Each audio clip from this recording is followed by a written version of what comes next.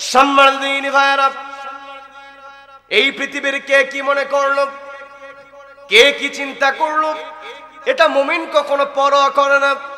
আমি আমার আলোচনার সূচনায় পবিত্র কোরআনের সূরা আনফালের 2 নম্বর আয়াতে কারিমা তেলাওয়াত করেছি, যে আয়াতে আল্লাহ রাব্বুল আলামিন মুমিন বান্দার ব্যাপারে বলছেন, ইন্নামাল মুমিনুনা আল্লাযীনা ইযা যুকিরাল্লাহু وجلت قلوبهم وإذا تليت عليهم آياته زادتهم إيمانا وعلى ربهم يتوكلون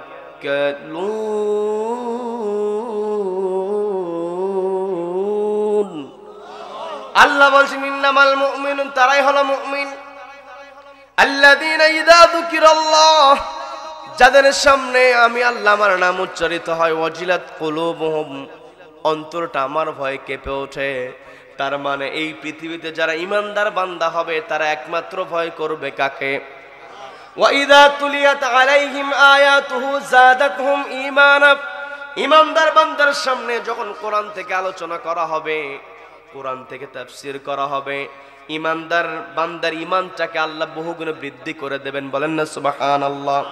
ওয়া আলা রাব্বিহিম ইয়াতাওয়াক্কালুন, যখন কোন মুমিন বান্দার ঈমানটা বৃদ্ধি হয়ে যায়, এই মুমিন বান্দা দুনিয়ার কার উপরে ভরসা করে না, একমাত্র ভরসা করে কার উপরে? আল্লাহর উপরে। যারা ভরসা আছে, দুনিয়ার কোন ষড়যন্ত্রকে কেউ ভয় পায় না। কথা বলেন ঠিক কিনা? খুবাইব রাদিয়াল্লাহু তাআলার কথা আমরা শুনেছি, তাকে যখন ফাঁসির মঞ্চে নিয়ে যাওয়া হয়, চেয়ারের মধ্যে কোনো কষ্টের ছাপ ছিল না, চেয়ারের মধ্যে ছিল হাসির ঝিলিক। এই যে আজকে তাফসীরুল কোরআন মাহফিল হেডলাইনটা দেওয়া হয়েছে, আমার দেশে যিনি সবচাইতে সুন্দরভাবে তাফসীর করেছেন এমন কোনো বিষয় নাই যেই বিষয়ে তাফসীর তিনি করেন নাই। বলেন না সুবহানাল্লাহ। প্রত্যেকটা বিষয়ে অল্প অল্প করে হলেও তিনি টাচ দিয়েছেন, তিনি তাফসীর করেছেন। সেই কোরআনের পাখি দীর্ঘদিন বন্দী অবস্থায় ছিলেন। আমরা খেয়াল করে দেখেছি, যেই দিন তাকে হত্যা করা, অপশন পুশ করে যেই দিন হত্যা করা হয়েছে, তার পূর্বের দিনে যখন তাকে জেলখানা থেকে অ্যাম্বুলেন্সে করে হসপিটাল আনা হয়েছে, দীর্ঘ 13টা বছর বন্দী অবস্থায় ছিলেন। বয়সের ভারে তিনি নুজ্জ হয়ে গিয়েছেন, 83 বছর বয়স। এই জায়গায় আমরা অনেক মানুষ হাজির হয়েছি, 83 বছর মানুষ খুঁজেই পাওয়া যাবে না, পাওয়া গেলেও 2-1টা। কি কথা বলেন? কি কথা বলেন? আর আমাদের কোরআনের পাখি 83 বছর বয়স, 13টা বছর পরিবারের থাকা ছাড়া বিচ্ছিন্ন, একাকী অন্ধকার প্রকোষ্ঠের মধ্যে থেকেছেন।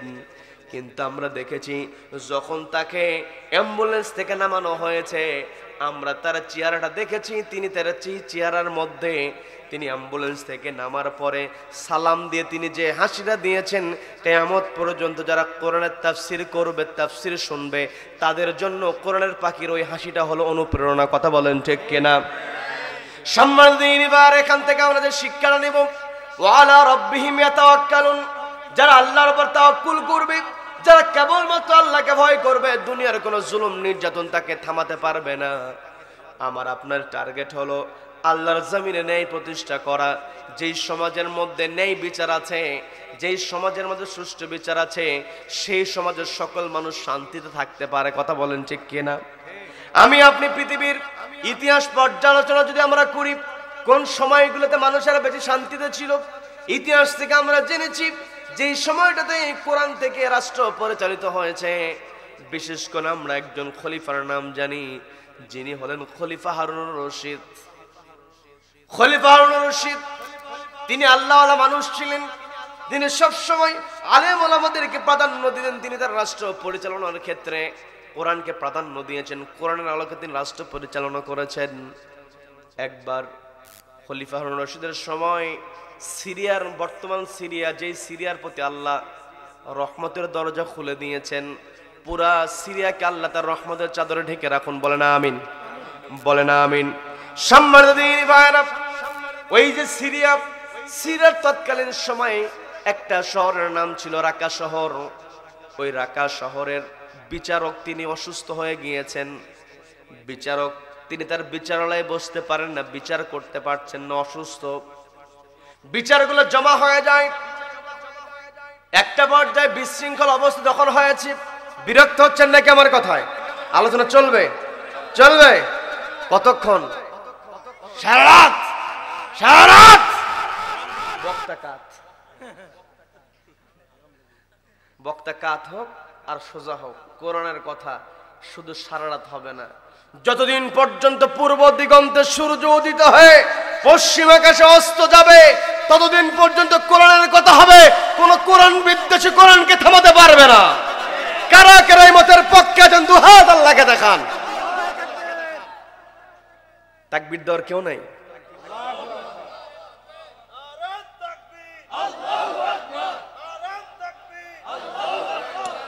আল্লাহ আমাদের সকল কবুল করুন, বলেন আমিন, বলেন আমিন।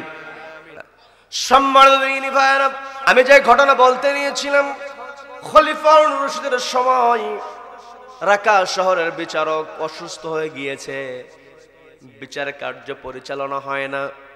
খলিফা বরাবর চিঠি লেখা হলো, খলিফাকে বলা হলো রাকা শহরের প্রধান বিচারপতি যিনি বিচারক, তিনি অসুস্থ, আমরা তো বিচার পাচ্ছি না, আমাদের শহরের মধ্যে একটা বিশৃঙ্খল অবস্থা তৈরি হয়েছে, আপনি একটা দ্রুত নিরসন করুন, ব্যবস্থা করুন। এই চিঠি যখন খলিফা বরাবর এসেছে, খলিফা তিনি পাল্টা জবাব দিয়ে বলছেন, আগামী এক সপ্তাহের মধ্যে রাকা শহরে নতুন বিচারক চলে যাবে, নতুন একজন বিচারক সেখানে পাঠানোর ব্যবস্থা করা হবে, ওই চেয়ারটা আর খালি থাকবে না, আগামী সপ্তাহ থেকে সেই জায়গাতে বিচার কার্য পরিচালনা হবে। পাল্টা চিঠি লিখে দেওয়া হলো। এক সপ্তাহ পরে যখন ওই রাকা শহরের বিচারকের চেয়ারে বিচারক বসে গিয়েছেন, মামলা দায়ের করা হয়েছে, অনেকগুলো মামলা। প্রথম যেই মামলাটা উপস্থাপন করা হয়েছে, সেই মামলা উপস্থাপন করা হয়েছে একজন বৃদ্ধা মহিলার বিরুদ্ধে। বৃদ্ধা মহিলার অপরাধটা হলো, বৃদ্ধা মহিলা একটা রুটির দোকান থেকে কয়েকটা রুটি চুরি করেছে, সেই সাথে মধুর বোতল চুরি করেছে। যখন বিচারক অভিযোগ দেখলেন, অভিযোগ দেখার পরে আসামির দিকে তাকে লক্ষ্য করলেন, বৃদ্ধা মানুষ, এই বয়সে তো চুরি করার কথা না। খেয়াল করে দেখবেন, মানুষের বয়স যখন বেশি হয়ে যায়, অল্প বয়সে রক্ত যখন গরম থাকে, টকবকে থাকে, তখন সহজেই অন্যায় করে ফেলে, অন্যায় করার প্রবণতা বেশি থাকে। এই জন্য শয়তান সবসময় যুবকদেরকে ক্যাপচার করার চেষ্টা করে। কি কথা বলেন, কি কথা বলেন? বৃদ্ধ বয়সে মানুষ রাতের বেলা রাত ৩টার দিকে ঘুম ভেঙে গিয়েছে, বয়স হয়ে গিয়েছে, আর তো ঘুমানো যায় না, ঘুম ধরে না, বাধ্য হয়ে ওযু বানিয়ে তাহাজ্জুদ নামাজ পড়ে। আর ওইদিকে একজন যুবক রাত ৩টার দিকে যখন ঘুম ভেঙে যায়, এক কাত থেকে নতুন করে আরেক কাতে যখন ঘুম দেওয়া শুরু করে, মনে হয় আবার নতুন ঘুম। কি কথা বলেন, কি কথা বলেন? ওই ঘুমটাকে বাদ দিয়ে যে যুবক তাহাজ্জুদ দাঁড়িয়ে যাবে, ওই তাহাজ্জুদটা আল্লাহর কাছে অধিক প্রিয়, বলেন না সুবহানাল্লাহ। আবার মুরব্বীরা, আপনারা মন খারাপ করিয়েন না, আবার চিন্তা করেন না হুজুর আপনি তো যুবক মানুষ, যার কারণে যুবকদের পক্ষে কথা বলছেন। না না, আজকে যারা মুরব্বী, আজকে যারা বৃদ্ধ হয়েছেন, তারাও তো এক সময় যুবক ছিলেন। কি কথা বলেন, কি কথা বলেন? যেই কথা আমি বোঝানোর জন্য বলছি, বৃদ্ধ বয়সে মানুষ ভালো কাজ করার চেষ্টা করে, মরণের ভয় তার কাছে চলে আসে, দাঁড়িয়ে পেকে যায়, মরণের চিঠি তার কাছে চলে আসে, তাকে চলে যেতে হবে, বয়স হয়ে গিয়েছে, দাড়ি কালোটা সাদা হয়ে যায়। মানুষ দেখবেন বৃদ্ধ বয়সে অন্যায়টাকে কমিয়ে দেয়, আর যারা ইমানদার তারা সব সময় অন্যায় কমানোর চেষ্টা করে। কথা বলেন, কি কথা বলেন? বৃদ্ধ মহিলা তিনি চুরি করেছেন, এই বয়সে চুরি করার কথা নয়। অভিযোগ শোনার পরে ওই বিচারক বলছেন, আপনার বয়স তো অনেক, আপনি যে চুরি করেছেন, চুরি করা যে মহা বড় অন্যায়, চুরি করলে যে হাত কেটে দেওয়া হয় বিধান কি আপনার জানা নাই? বলে হ্যাঁ জানা আছে। তারপর আপনি কেন চুরি করলেন, চুরি করার কারণটা কি? যখন বলা হলো, ওই বৃদ্ধা মহিলা বলছি, আমি চুরি করেছি, চুরি করতে আমি বাধ্য হয়েছি, কারণ আমি বৃদ্ধ মানুষ, আমার ঘরে কয়েকদিন খাবার নাই, আমি কষ্ট করি, কষ্ট করে নিজেকে আমি নিয়ন্ত্রণ করতে পেরেছি, কিন্তু সর্বশেষে আমার ঘরে আমার নাতনিরা আছে, সেই নাতনিরা ছোট মানুষ, ক্ষুধার্ত ছোট্ট বাচ্চাদের ওই করুণ কষ্ট দেখে আমি আর নিজেকে সহ্য করতে পারি নাই। আমি কাজের জন্য গিয়েছি, কাজ পাই নাই, মানুষের কাছে সাহায্যের হাত পেতেছি, সাহায্য কেউ করে নাই। আমি যখন ওই দোকানের সামনে দিয়ে যাচ্ছিলাম, আমি দেখলাম দোকানদার অন্যমনস্ক হয়েছে। দোকানে আমি রুটি দেখতে পেলাম, মধুর বোতল আমি দেখতে পেয়েছি, কিন্তু চুরি করার অভ্যাস তো আমার নাই। আমি যখনই অন্যমনস্ক দেখার পর চুরি করতে গিয়েছি, হঠাৎ করে তো আমি গ্রেফতার হয়ে গেলাম, ধরা পড়ে গেলাম। এই কথা বলার পরই ওই বিচারক বলছি, আজকে নতুন করে আর কোনো শুনানি হবে না, আজকে এই পর্যন্তই কোর্ট মুলতবি ঘোষণা করা হলো। আজকের মতো এখানেই শুনানি শেষ। আগামী দিনে নতুন করে আবার বসবো এই বিচারের ফয়সালা নিয়ে। কিন্তু সেই দিনে শুধুমাত্র আজকে যারা উপস্থিত আছে তারা থাকলেই চলবে না, সেই দিন উপস্থিত থাকতে হবে শহরের যিনি খাদ্য প্রধান, শহরের মধ্যে যারা ধনাঢ্য ব্যক্তি, শহরের যারা দায়িত্বশীল ব্যক্তি, সবাইকে সেই দিন উপস্থিত থাকতে হবে। তিনি অর্ডার জারি করলেন। পরবর্তীতে নির্ধারিত দিনে যখন কোর্ট বসেছে, নতুন করে আর কোনো কথা তিনি বিচারক শুনলেন না। তিনি বলছেন, এই যে মামলা আমি শুনেছি, এই মামলা আমার শোনা হয়ে গিয়েছে, অভিযোগ আমি শুনেছি, এখন আপনাদেরকে ডাকা হয়েছে। বৃদ্ধা মহিলা তিনি খাবার চুরি করেছেন, বৃদ্ধা মহিলা তিনি খাবার চুরি করেছেন। এই বৃদ্ধা মহিলার খাবার চুরি যে তিনি করেছেন, এই চুরির স্বীকারোক্তি তিনি সহজেই দিয়েছেন, তাকে জোর করতে হয় নাই, যেহেতু তিনি তার নিজের অপরাধটাকে সহজেই স্বীকার করে নিয়েছেন, যার কারণে হাত কাটার বিধানটা তার উপর থেকে আমি রুখসত করে দিলাম। তার হাত কাটার বিধান বাস্তবায়ন করতে হবে না।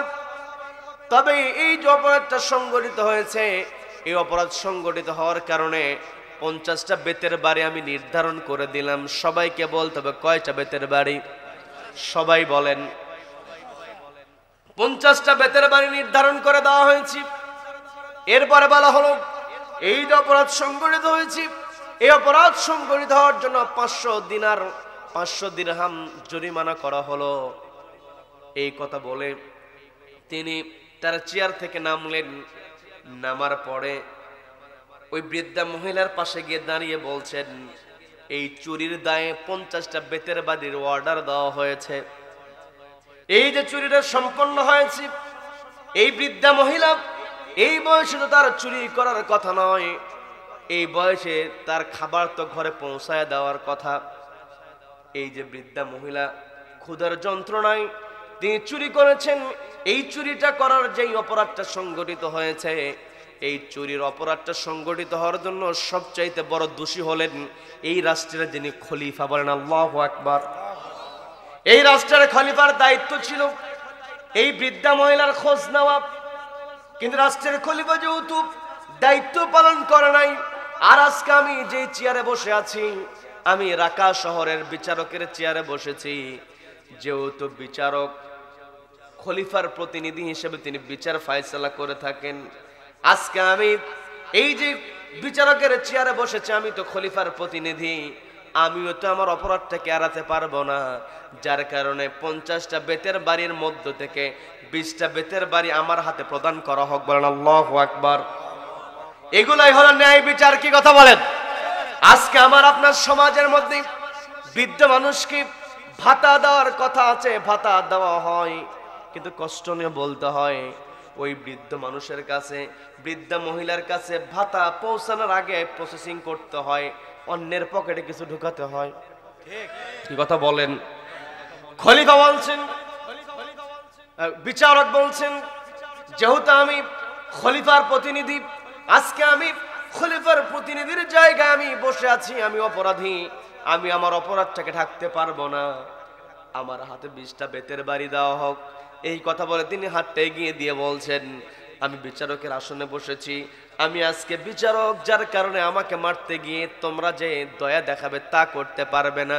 যেমন করে আসামিকে প্রহার করা হয়, আমি তো বিচারক নই, আমি এখন আসামি। বলেন আল্লাহু আকবার।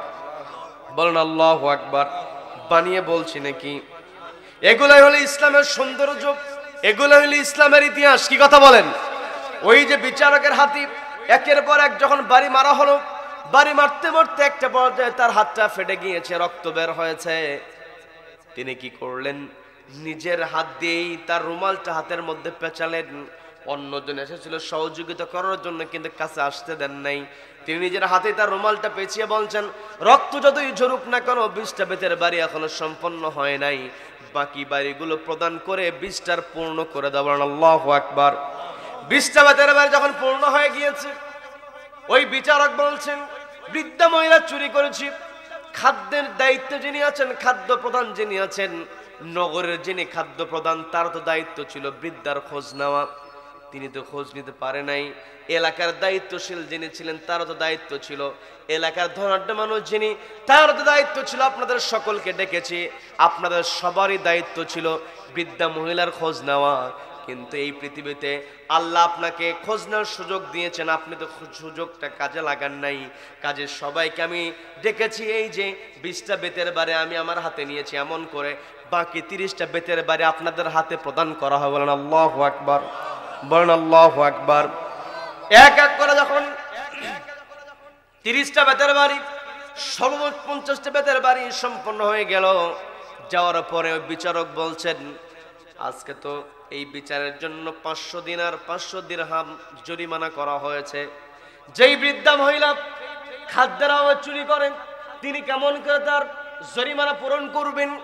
এই জরিমানা তো তিনি দিবেন না। আমরা যারা এখানে উপস্থিত আছি সবাইকে, কাউকে 10 দিরহাম, কাউকে 30 দিরহাম, কাউকে 50 দিরহাম, এই রকম করে তিনি 500 দিরহামের ব্যবস্থা করলেন। 500 দিরহামের মধ্যে 100 দিরহাম রাষ্ট্রীয় কোষাগারে চলে গেল বিচার কার্য পরিচালনার জন্য।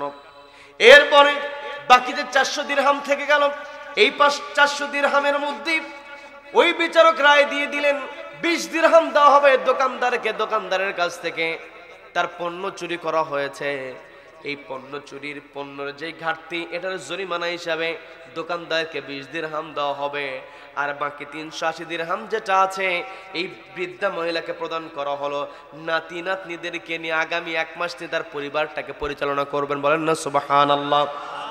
এই কথা বলে তিনি রায়টা ফয়সালা দিয়ে দিলেন। দেওয়ার পর বৃদ্ধা মহিলাকে বলছেন, মা, আমি তো আপনার কাছে অপরাধী, আমি তো আপনার কাছে অপরাধী হয়ে গিয়েছি। মালিক ইয়াউমিদ্দিন, আমি আপনি নামাজের মধ্যে তেলাওয়াত করি মালিক ইয়াউমিদ্দিন, যদি আমি আপনি মালিক ইয়াউমিদ্দিন এটার উপর আমল করতে পারতাম, চেয়ারে বসে কেউ কারো উপরে জুলুম করতে পারতো না। কথা বলেন ঠিক কিনা? কিন্তু এই পৃথিবীতে যারা জালিম হয়, এদেরকে অবশ্যই অপমানিত হতে হয়। কি কথা বলেন? জালিমদেরকে অপমান করতে আল্লাহ বড় কোনো শক্তি ব্যবহার করেন না। ওই যে ফেরাউনকে আল্লাহ রাব্বুল আলামিন গোটা দুনিয়াতে অপমানিত করে রেখে দিয়েছেন। ওই ফেরাউনকে আল্লাহ পানিতে মেরেছেন, বড় কোনো বাহিনীকে সামনে দেন নাই। নমরুদকে আল্লাহ অপমানিত করেছেন, বড় কোনো বাহিনীর দ্বারা নমরুদকে আল্লাহ খতম করেন নাই। একটা ছোট্ট প্রাণী মশা, তাও আবার ল্যাংড়া। কি কথা বলেন? কি কথা বলেন? আব্রাহা যখন বিশাল হস্তি বাহিনী নিয়ে কাবাগর আক্রমণ করেছিল, রব্বুল আলামিন ওই জালিম আব্রাহাকে নাস্তানাবুদ করে দিয়েছিলেন, বড় কোনো বাহিনীকে দিয়ে নয়। ছোট ছোট পাখি আল্লাহ ঝাঁকে ঝাঁকে পাঠালেন, তয়রান আবাবিল। ওই পাখিদের মুখে ছিল মটর দানার মতো পাথর কুচি, উপর থেকে ছেড়ে দেওয়া হয়েছে। বিশাল হস্তি বাহিনী চিবানো ঘাসের মতো হয়ে গিয়েছে। বলেন আল্লাহু আকবার। যে আবু জাহেল এই কোরআনের জন্য নবীদের সঙ্গে সবচাইতে বেশি বিরোধিতা করেছে, ওই আবু জাহেল ছিল বড় একজন নেতা। কি কথা বলেন? কি কথা বলেন? আবু জাহেল নেতা বলতে কি নেতাদেরও নেতা ছিল। কি কথা বলেন? নেতাদেরও নেতা ছিল। ওই আবু জাহেলকে রব্বুল আলামিন চাইলে বদরের প্রান্তরে বড় কোনো যোদ্ধার দ্বারা, বড় কোনো মুজাহিদের দ্বারা, বড় কোনো সাহাবীর দ্বারা আবু জাহেলকে আল্লাহ নাস্তানাবুদ করতে পারতেন, কিন্তু আল্লাহ তা করেন নাই। ওই বদরের প্রান্তরে মাআজ এবং মুআওয়াজ দুইজন বালকের দ্বারা, শিশুর দ্বারা ওই আবু জাহেলকে আল্লাহ নাস্তানাবুদ করে দিয়েছেন। কথা বলেন ঠিক কিনা? এর দ্বারা আল্লাহ বুঝান যারা জালিম হবে এদেরকে অপমান করতে আল্লাহ শক্তি ব্যবহার করেন, ছোট শক্তি। এই যে আমি আপনি এই 4টা জালিমের কথা শুনলাম, ফেরাউনের কথা শুনলাম, নমরুদের কথা শুনলাম, আব্রাহার কথা শুনলাম, আমি আপনি আবু জাহেলের কথা শুনলাম, এগুলো তো ইতিহাস। 2024 সালে এই দেশের সবচাইতে বড় লেডি ফেরাউন যে ছিল, লেডি আবু জাহেল যে ছিল, এই লেডি আবু জাহেলকে অপমান করার জন্য আল্লাহ কিন্তু বড় কোনো দলকে সামনের কাতারে দেন নাই। কি কথা বলেন? শক্তিশালী কোনো বাহিনীকে সামনের কাতারে দিলেন না, প্রশিক্ষিত কোন ইউনিটকে সামনের কাতারে দেন নাই। সামনের কাতারে রব্বুল আলামিন নিরস্ত্র ছাত্র জনতাকে এমন করে সেট করে দিলেন, ওই লেডি ফেরাউন, লেডি আবু জাহেল পালাতে বাধ্য হয়েছে। কথা বলেন ঠিক কিনা? কি কথা বলেন? তার মানে ওই লেডি ফেরাউন সব সময় বলতো সে নামাজ পড়ে, ঠিক আছে, নামাজের কথা বিশ্বাস করেছি, মালিক ইয়াউমিদ্দিন কথাটা উচ্চারণ করেছে, কিন্তু মালিক ইয়াউমিদ্দিনের উপরে সে আমল করতে পারে নাই। মালিক ইয়াউমিদ্দিনের উপরে যদি সে আমল করতে পারত, তাহলে নিরস্ত্র ছাত্র জনতার উপরে গুলি করার অর্ডার সে দিতে পারতো না। কথা বলেন ঠিক কিনা? দীর্ঘদিন বিরোধী দলীয় যারা তার বিরোধে চলে গিয়েছে, অপরাধ করে নাই, হত্যা করেছে, লাশ পর্যন্ত গুম করে দিয়েছে, অন্ধকার প্রকোষ্ঠের মধ্যে রেখে দিয়ে বছরের পর বছর কষ্ট দিয়েছে, সে যদি মালিক ইয়াউমিদ্দিন আল্লাহ যে সবকিছুর বিচার করবেন এই চিন্তা তার যদি থাকতো, ওই নামাজের মধ্যে, কোরআন তেলাওয়াতের মধ্যে যদি সে এই বিষয়টা বুঝতে পারতো, তাহলে মানুষের উপরে সে কখনো জুলুম করতে পারতো না। কথা বলেন ঠিক কিনা? আমার আনোয়ার ইসলাম আইনি ভাই তিনি আলোচনা করেছেন, আল্লাহ ওই দিন গুনাহ মাফ করে দিবেন। অবশ্যই আল্লাহ গুনাহ মাফ করবেন, কিন্তু যার আমল নামার মধ্যে জুলুমের গুনাহ আছে, ওই জুলুমের গুনাহ আল্লাহ ক্ষমা করে দিতে পারলেও ওই যাদের উপরে জুলুম করা হয়েছে, মাজলুম ক্ষমা না করা পর্যন্ত আল্লাহ ক্ষমা করবেন না। কথা বলেন ঠিক কিনা? এই জন্য এই পৃথিবীতে আমাকে আপনাকে এমন করে চলতে হবে, প্রয়োজনে আমি আপনি মাজলুম হব, নির্যাতন সহ্য করব, কিন্তু জালিম হওয়া যাবে না। কি কথা বলেন? মাজলুম হলে উপকার আছে, মাজলুমের সম্মান দুনিয়াতেও আছে, আখিরাতেও আছে। কি কথা বলেন? কি কথা বলেন? এই জন্য আমাকে আপনাকে সব সময় চিন্তা করতে হবে, মালিক ইয়াউমিদ্দিন, আল্লাহ তো ওই দিনে বিচার করবেন, ওই দিনের মালিক তো আল্লাহ। কিয়ামতের ময়দানে সবাইকে দাঁড়াতে হবে। ওই কিয়ামতের ময়দানে যেই ফয়সালা হবে সেটাকে কেন্দ্র করে ওই বিচারক বলছেন, মা আমি তো আপনার খোঁজ নিতে পারি নাই, আমি আপনার দায়িত্ব পালন করতে পারি নাই, আপনাকে চুরি করতে হবে, এইরকম সিচুয়েশনে যাওয়ার কারণে আমার তো অপরাধ হয়ে গিয়েছে, আমি আল্লাহর কাছে ক্ষমা চাইব, কিন্তু এর আগে আপনার কাছে আমার ক্ষমা চাওয়া দরকার, ক্ষমা পাওয়া দরকার। আপনি যদি আমাকে ক্ষমা করেন তবে আল্লাহ আমাকে ক্ষমা করবেন। বলেন আল্লাহু আকবার। বৃদ্ধা মহিলা, অথচ শহরের বিচারক। কি কথা বলেন? শহরের বিচারক বৃদ্ধা মহিলার কাছে গরিব মানুষ যে অভাবের কারণে চুরি করে, যার অর্থ করি নাই, সম্পত্তি কিছু নাই, কিন্তু ওই বিচারক তার অন্তরে রয়েছে আল্লাহর ভয়, যার কারণে ওই বৃদ্ধা মহিলার অবস্থার দিকে তিনি তাকান নাই, তিনি তাকিয়েছেন তার দায়িত্বের দিকে। দায়িত্ব অবহেলা হলে সবাইকে জবাব দিতে হবে কার কাছে? সবাইকে বলতে হবে কার কাছে? ওই বিচারক বলছি আমি দায়িত্ব পালন করতে পারি নাই, এই যে অপরাধটা হয়ে গিয়েছে, এই অপরাধের জন্য রাকা শহরের বিচারক হিসেবে আজকে আমি আপনার কাছে ক্ষমা চাইছি, আমাকে ক্ষমা করে দেবেন। আর আগামী 1 মাস পরে আপনার ওই নাতি নাতনিদেরকে নিয়ে খলিফার দরবারে হাজির হবেন। 1 মাস পর আপনি হাজির হবেন, এই 380 দিরহাম আপনাকে দিয়েছি 1 মাস যেন আপনার কোনো অভাব না থাকে। আপনি 1 মাস পরে গিয়ে খলিফার দরবারে হাজির হবেন, সঙ্গে আপনার নাতিপুতিকে নিয়ে যাবেন। এই কথা বলে বিচারক তাকে ছেড়ে দিলেন। 1 মাস যখন পেরিয়ে গিয়েছে, ওই বৃদ্ধা মহিলা তার নাতনিদেরকে নিয়ে যখন খলিফার দরবারে প্রবেশ করেছে, খলিফার দরবারে প্রবেশ করার সঙ্গে সঙ্গে আটকে উঠে চমকে গিয়েছে। তিনি লক্ষ্য করে দেখলেন 1 মাস পূর্বে আমার চুরির অপরাধে যে মানুষটা হাতের মধ্যে 20টা বেতের বাড়ি নিয়েছিলেন, ওই ব্যক্তিটাই খলিফার চেয়ারে বসে আছেন। বলেন আল্লাহু আকবার। ওই যে চিঠি লেখা হয়েছিল, রাকা শহরের বিচারক নাই, 1 সপ্তাহের মধ্যে খলিফা বলে দিয়েছিলেন 1 সপ্তাহের মধ্যে সেখানে বিচারক চলে যাবে। খলিফা তার পরিচয়টাকে গোপন করে ওই রাকা শহরের বিচারকের আসনে বসেছিলেন। মূলত তিনি তার রাষ্ট্র কেমন করে চলে সেটা পরীক্ষা করার জন্য। কথা বলেন? কি কথা বলেন? তৎকালীন সময় তো প্রযুক্তি ছিল না, বর্তমানে প্রযুক্তির কল্যাণে বাইডেনকে কেমন দেখা যায়, ট্রাম্প মুখটা কেমন করে বাঁকায়, গ্রামের রিক্সাওয়ালা বলতে পারে। কি কথা বলেন? কি কথা বলেন? তৎকালীন সময় তো প্রযুক্তি ছিল না, কে কেমন করে দেখবে, ছবি ছিল না, ভিডিও ছিল না। খলিফাকে সবাই চিনতো না, যারা চিনতো তাদেরকে বলেছিলেন আমার পরিচয় তোমরা দিবা না, আমি রাকা শহরের বিচারক হয়ে আমার রাষ্ট্রগুলো কেমন করে পরিচালিত হয় আমি এগুলো পরীক্ষা করব। তিনি যে নিজের পরিচয়টাকে গোপন করে তিনি রাষ্ট্রের খোঁজ নিয়েছেন একমাত্র কাকে ভয় করে? সবাইকে বলতে হবে কাকে ভয় করে। এই যে বৃদ্ধা মহিলা যখন খলিফার চেয়ারে ওই ব্যক্তিকে দেখি চমকে গিয়েছেন, খলিফা দ্রুত এসে বৃদ্ধা মহিলাকে বলছেন, মা অবাক হওয়ার কিছু নাই, আমি আমার নিজের পরিচয় গোপন করে ওই চেয়ারে আমি নিজেই বসেছিলাম, কারণ ওই চেয়ারে যে বিচারক ছিল সে অসুস্থ ছিল, যার কারণে আমি গিয়েছিলাম। আর ওই দিন তো আমি আপনার কাছে ক্ষমা চেয়েছিলাম রাকা শহরের বিচারক হিসাবে, কিন্তু আমার তো দায়িত্ব ছিল এই দেশের খলিফা হিসাবে আপনার খোঁজ খবর নেওয়া, আপনার নাতিদের খোঁজ খবর নেওয়া, শিশুদের খোঁজ খবর নেওয়া, বৃদ্ধদের খোঁজ খবর নেওয়া, যারা বিকলাঙ্গ হবে এদের খোঁজ খবর নেওয়া রাষ্ট্রের দায়িত্ব। কি কথা বলেন? কি কথা বলেন? এই দায়িত্ব আমার দেশে আছে, কিন্তু দায়িত্ব যদি পালন হয় 5%, 95% কি হয়? নিজের পকেট। কি কথা বলেন? আমার দেশে আমি আপনি যত কথাই বলি না কেন, হাজার হাজার মাহফিল করে হয়তো আমি আপনি একটু সচেতন হতে পারবো, কিন্তু বাস্তবায়ন আমি আপনি করতে পারবো না। বাস্তবায়ন তারাই করতে পারবে যারা ওই সংসদের মধ্যে ঢুকবে। কি কথা বলেন? তার মানে সংসদে যারা যাবে তাদেরকে বুঝতে হবে একটা কিতাব, সেই কিতাবের নাম কি? সবাইকে বলতে হবে কিতাবের নাম কি? এই কোরআন যেখানে আছে শান্তি সেখানে আছে। এই কোরআন আমাকে আপনাকে বলে দিয়েছে, আমার আপনার দায়িত্ব হলো ন্যায় বিচার প্রতিষ্ঠা করা। কি কথা বলেন? এই পৃথিবীতে রব্বুল আলামিন আমাকে আপনাকে পাঠিয়েছেন, আমার আপনার দায়িত্ব হলো আমি আপনি কোরআনটাকে মেনে চলব। নিজের ব্যক্তিগত জীবনে, পারিবারিক জীবনে, সামাজিক জীবনে, রাষ্ট্রীয় জীবনে, প্রত্যেকটা জায়গায় এই কোরআনকে মেনে চলতে হবে। এই কোরআন বাস্তবায়নের জন্য আমাকে আপনাকে সংগ্রাম করতে হবে।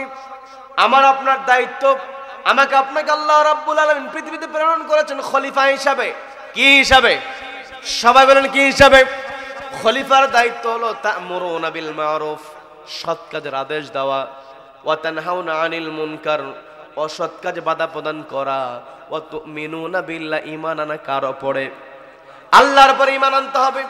একই কথা রব্বুল আলামিন পবিত্র কোরআনের 61 নম্বর সূরা, সূরা সফের 11 নম্বর আয়াত আল্লাহ রাব্বুল আলামিন সুন্দর করে বলছেন, তুমিনুনা বিল্লাহি ওয়া রাসূলিহি ওয়া তুজাহিদুনা ফি সাবিলিল্লাহি বিআমওয়ালিকুম ওয়া আনফুসিকুম যালিকুম খায়রুল লাকুম ইন কুনতুম তা'লামুন।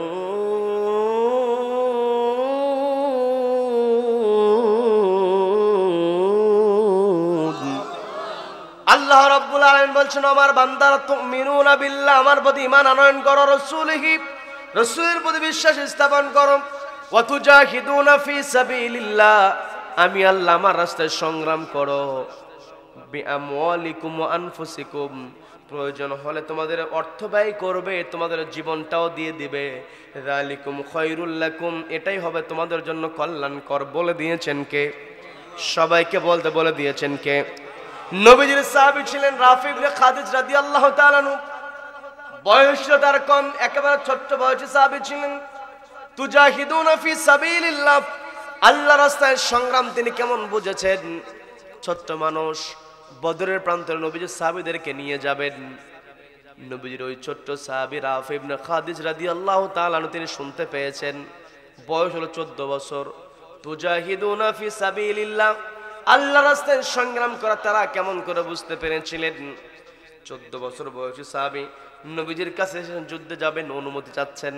নবীজি বলেন, রাফি, তোমার বয়স তো কম, ছোট্ট মানুষ তুমি, আমি তোমাকে এই মুহূর্তে যুদ্ধে যাওয়ার অনুমতি দিব না। নবীজি বদরের প্রান্তরে যাওয়ার অনুমতি দেন নাই। নবীজি সাহাবীদেরকে নিয়ে, অন্যান্য সাহাবী যারা নবীজি সিলেক্ট করেছেন তাদেরকে নিয়ে বদরের প্রান্তরে গিয়েছেন। বদরের প্রান্তরে লড়াই করেছেন। ওই লড়াইয়ের সময় নবীজির সাহাবীদের তেমন কোনো ট্রেনিং ছিল না, ভালো কোনো অস্ত্র ছিল না, ভালো কোনো বাহন ছিল না, কিন্তু তাদের অন্তরে ছিল একজনের ভয়। তিনি কে? সবাইকে বলতে হবে তিনি কে?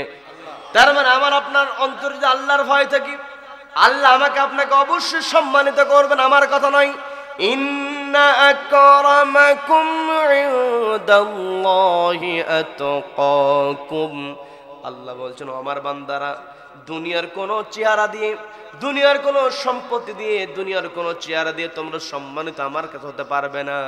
আমার কাছে যদি তোমরা সম্মানিত হতে চাও, ইন্না আকরামাকুম, তোমাদের মধ্যে তারাই আমার কাছে সম্মানিত, আতকাকুম, যারা আমাকে ভয় করে।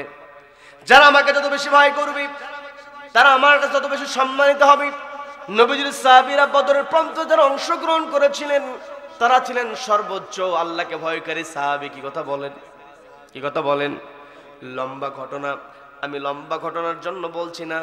নবীজি সাহাবীদেরকে নিয়ে গিয়েছেন যুদ্ধের ময়দানে, তাদের অস্ত্র ছিল না, ট্রেনিং ছিল না, বাহন ছিল না, কিন্তু অন্তরে ছিল আল্লাহর ভয়। ওয়া আলা রাব্বিহিম ইয়াতাওয়াক্কালুন, আল্লাহর উপরে তারা ভরসা করেছিলেন।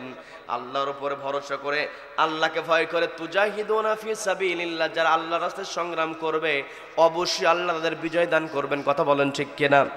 নবীজি বিজয় লাভ করলেন। নবীজি বদরের প্রান্তর থেকে মদিনায় এসেছেন, মুসলমানরা আনন্দিত, কিন্তু কাফেররা এটা সহ্য করতে পারে নাই। জালিমেরা কখনো মাজলুমদের আনন্দ সহ্য করতে পারে না।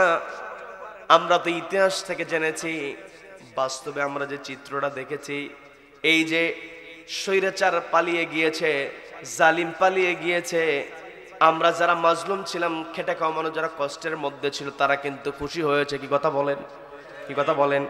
কিন্তু যারা জালিমের দোসর তারা কিন্তু সহ্য করতে পারে না। কি কথা বলেন। সম্মানিত ভাইরা, বিস্তারিত দিকে যাব না, রাত অনেক গভীর হয়ে গিয়েছি। আবার ফজরের নামাজের দিকে আমাদেরকে তাকাতে হবে। তবে একটা আলোচনার সারাংশ দাঁড় করানোর জন্য কিছু কথা বলা দরকার। কি কথা বলেন, কি কথা বলেন।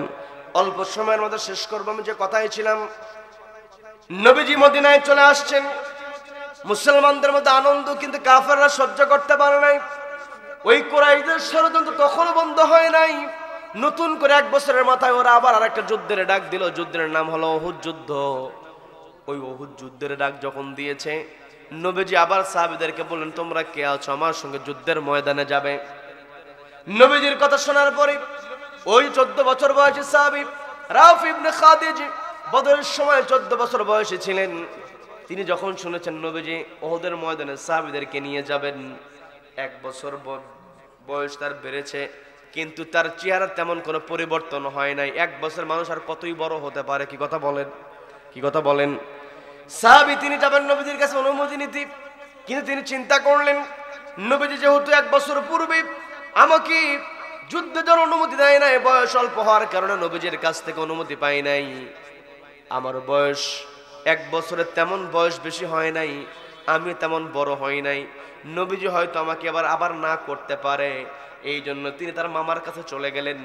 মামাকে গিয়ে বলছেন, মামা আমি যে ভালো তীর নিক্ষেপ করতে পারি এটা কি তুমি জানো নাকি?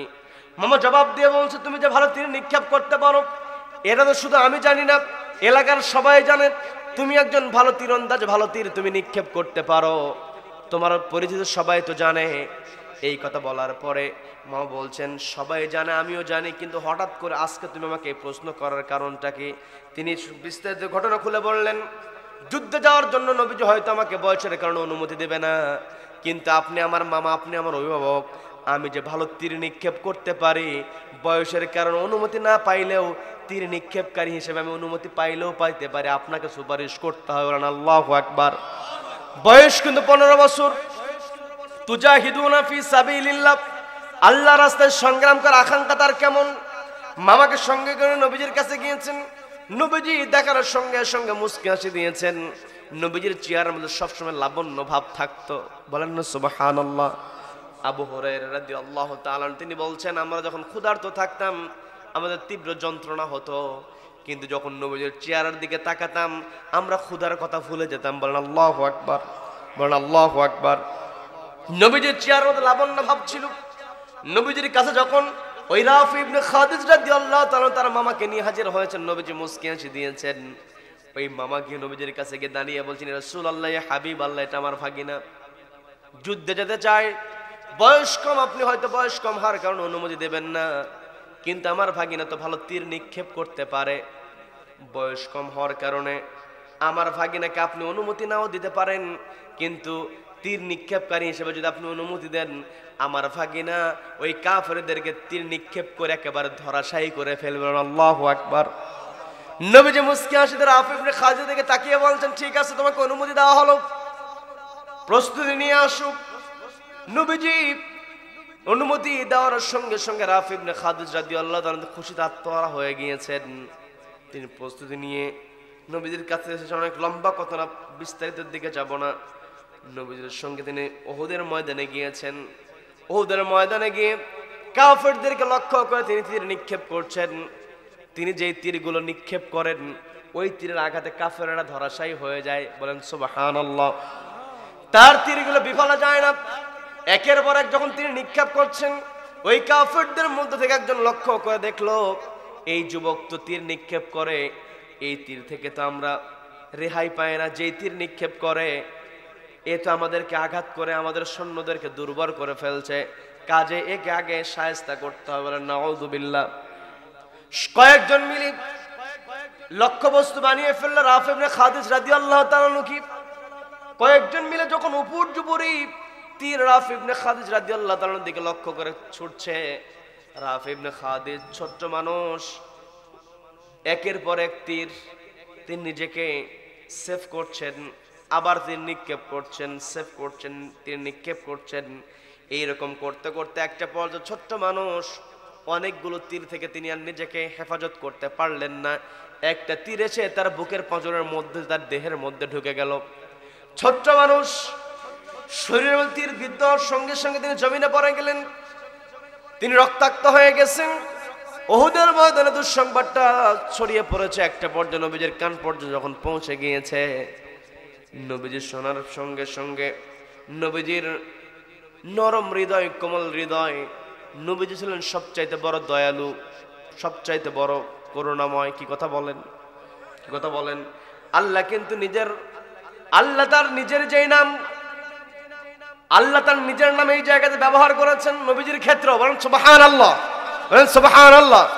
নবীজির বড় করুণা ছিল, নবীজি বড় দয়ালু ছিলেন। নবীজি সঙ্গে সঙ্গে বলছেন, তোমরা কে আছো?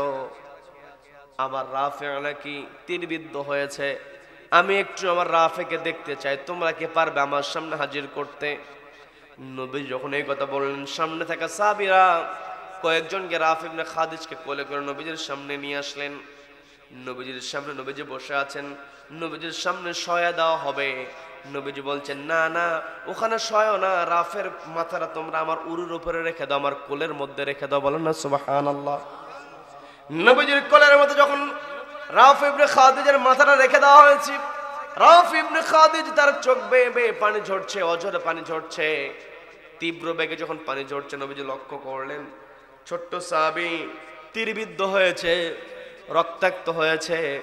তিনি বলছেন, কি দরকার ছিল যুদ্ধের ময়দানে ছোট্ট মানুষ, বদর অনুমতি চেয়েছে, আমি দেই নাই। উহুদ আসার জন্য আমাকে নিয়ে অনুমতি নিয়েছো, কি দরকার ছিল যুদ্ধের ময়দানে যদি না আসতে?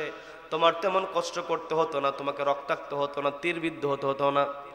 এই কথা বলার পরে রাফি ইবনে খাদিজ বলছেন, ইয়া রাসূলুল্লাহ, ইয়া হাবিবাল্লাহ, আপনি সত্য বলেছেন, সাদ্দাকাতা ইয়া রাসূলুল্লাহ, আপনার কথা সত্য। তবে এটাও তো সত্য, আমি যদি যুদ্ধের ময়দানে না আসতাম আর আমার শরীরে যদি তীরবিদ্ধ না হতো, আমি রাফে নবীজি আপনার রহমতের কোলের মধ্যে মাথা দিতে পারতাম না। বলেন না সুবহানাল্লাহ। রাফি ইবনে খাদিজা রাদিয়াল্লাহু তাআলা যখন এই কথা বললেন, নবীজি খুশি হয়ে গেলেন। নবীজি বলছেন, রাফি, তোমার বয়স কম কিন্তু তোমার ঈমানটা পরিপূর্ণ। রাফি ইবনে খাদিজা বলছেন, ইয়া রাসূলুল্লাহ, ইয়া হাবিবাল্লাহ, আমার ঈমান কতটুকু পূর্ণ হয়েছে জানি না, তবে আমার মনের মধ্যে যে আকাঙ্ক্ষা ছিল সে আকাঙ্ক্ষাটা এখন অপূর্ণ রয়ে গিয়েছে। নবীজি বলছেন, তুমি আজকে তোমার মনের যে আকাঙ্ক্ষার কথা বলবে, সে আকাঙ্ক্ষা অপূর্ণ রাখা হবে না, সেটা পূর্ণ করে দেওয়া হবে না। সুবহানাল্লাহ, সুবহানাল্লাহ। বলো তোমার সেই কি আকাঙ্ক্ষা?